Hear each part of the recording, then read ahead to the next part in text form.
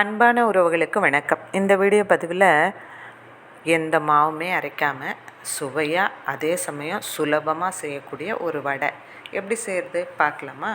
இதுக்கு 1 கப்பு பொரி எடுத்து நல்ல தண்ணியில் போட்டு சும்மா ஒரு அலசு மாதிரி அலசிட்டு புழிஞ்சு எடுத்துக்கோங்க.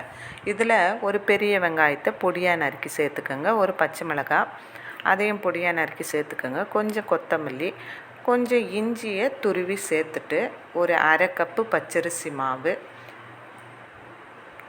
ஒரு 2 டேபிள் ஸ்பூன் தயிர், உப்பு கொஞ்சம் கம்மியாகவே போட்டுக்கோங்க, ஏன்னா பொரியில் ஏற்கனவே உப்பு இருக்கும். இதை நல்லா பிசைஞ்சு வடை மாதிரி தட்டில் எடுத்து வச்சுக்கிட்டு அதுக்கப்புறம் எண்ணெய் காய வச்சு போட்டு பொரித்து எடுத்துக்கலாம். அப்படி இல்லைனாலும் எண்ணெய் காஞ்ச பிறகு கூட தட்டி போட்டு எடுத்துக்கலாம்.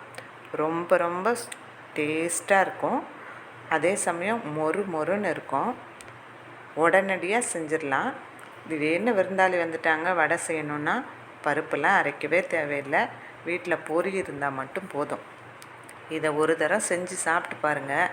அதுக்கப்புறம் நீங்கள் எந்த மாவுமே அரைக்க மாட்டீங்க. ரொம்ப ரொம்ப நல்லாயிருக்கும். செஞ்சு பாருங்கள். நன்றி, வணக்கம்.